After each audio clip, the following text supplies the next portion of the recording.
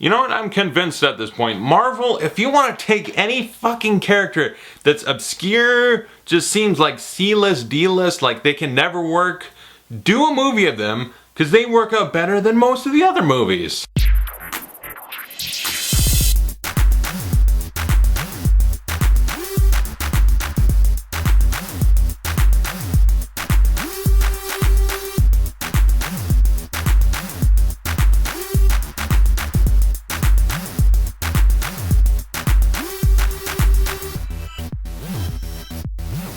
Ant-Man stars Paul Rudd, Evangeline Lilly, Michael Douglas, younger Michael Douglas with CGI or something. It was amazing. It's Corey Stoll, and it's directed by Peyton Reed, but it was originally supposed to be directed by Edgar Wright.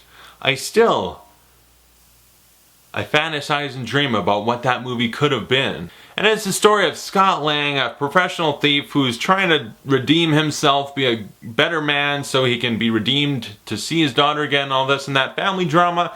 And then Hank Pym, Michael Douglas's character, brings him in. He's like, dude, I need your help. You're good at stealing stuff. Steal stuff. Be the Ant-Man.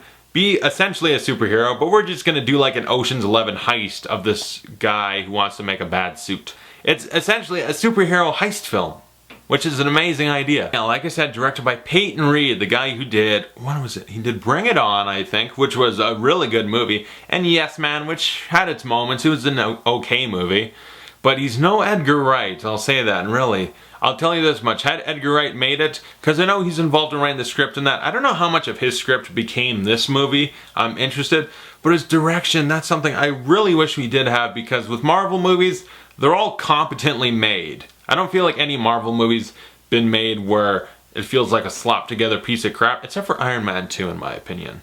But the direction always feels like good, decent, but no direction has ever stood out like the director's like, hey, look at me, aren't I interesting and making tons of great choices? There's no Tarantinos or David Fincher or anything like that. There's like, Edgar Wright has such a specific style that definitely would have improved the movie because it's just more entertaining to watch his movies because of his direction. And Peyton Reed, just another one of the Marvel directors that they get him, they do a good movie, it's just they never stand out direction-wise, which they just want it that way, I guess. But I don't think Ant-Man is a bad movie by any means. I think this is actually a very entertaining movie, a very good movie. Really, Marvel, when they take their C-list characters, those are the ones that work out the best. The first Iron Man, Guardians of the Galaxy, Ant-Man. These are the movies that succeed the highest. In my opinion, Ant-Man is a better movie than Avengers Age of Ultron and a lot of the Marvel movies lately. Like, Ant-Man is up there with the best of them, which Avengers and Avengers 2, I hold them up high just because of the idea of all the heroes together. But as movies, they're all sort of a little bit all over the place and jumbled and way too much shit going on. Even in the first one, which is good, it's still maybe a little bit too much going on. But like the best, Captain America Winter Soldier, Iron Man, Guardians of the Galaxy. Ant-Man's up there with those. Ant-Man is a really good movie. Paul Rudd is a perfect Scott Lang. He was fantastic. He was very funny, a likable dude, and I bought him actually as a badass. He got abs and stuff. Paul Rudd got ripped for this movie. Evangeline Lilly, the only thing I remember, she was in The Hobbit, right? It felt weird seeing her without like the elf ears and stuff, but I got over it. She was also very good. Fucking Michael Douglas. He was great. But I was even more fascinated with him because there's a one scene that takes place in like '89 and they had like Wall Street era looking Michael Douglas. I guess it was just CGI special effects. Who did them? Because that's some of the best visual effects work I've seen in my life. I seriously think they didn't do special effects. They got a time machine, went back, got young Michael Douglas, brought him to the future for one scene. It looks that good. It is astonishing. It is amazing, actually. Whoever did those visual effects could win an Oscar. It looks that good. My God. Yeah, our main three people, very good. And then the rest of them, sort of a mixed bag. You know, our villain, Corey Stoll. I really liked him in This Is Where I Leave You. And this movie, I was worried going in, and all my fears were true. He's a good actor. He gives a good performance. Not a memorable villain by any means. I mean, when he's Yellow Jacket, it's kind of a cool suit and stuff. But it's almost like the Jeff Bridges, where he's like an evil businessman, where he's like, he's a likable actor, and he gives a good performance, but the villain is so unmemorable. He's just evil for business sake. I want to do this for business to make money and this and that. It's like, no, it's boring. It's so fucking boring. Marvel can do so good with their heroes, and all their villains just shit the bed. bed. They shit the bed. Almost all their villains, 98% of their villains suck.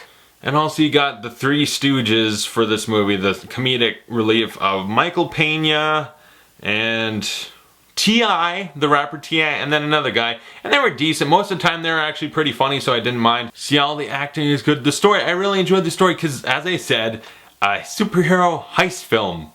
One thing I knew almost for sure is by the end of it, we're not going to get another overblown CGI mess where it's just an entire universe is at stake and everything will be destroyed. It's like, no, very small stakes because they're ants. So they're small. So like the biggest destruction is a Thomas the Train engine getting thrown around or something. I was like, this is amazing. It almost feels meta. Like, we get it. Our fucking Avengers movies and everything, stuff just gets destroyed on such a massive scale that for Ant-Man to do it on such a tiny scale, it makes it really funny and enjoyable because of it. It feels fresh, and I really fucking love that. And it's such a cool concept, the idea, because ants are just cool insects.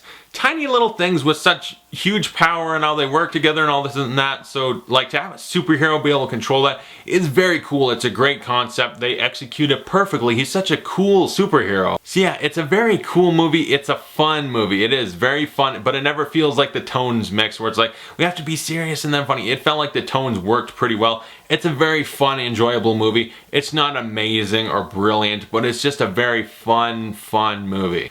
And like I said, it's up there with them. It's right up there with the first Iron Man, Captain America 2, Guardians of the Galaxy. It's like, yeah, it really works. It's just a fun summer movie, enjoyable. I'd love to see another Ant-Man movie if they want to do another heist type thing. If he's in with the Avengers or whatever, that could be cool and fun. He's just a cool character, and he really worked.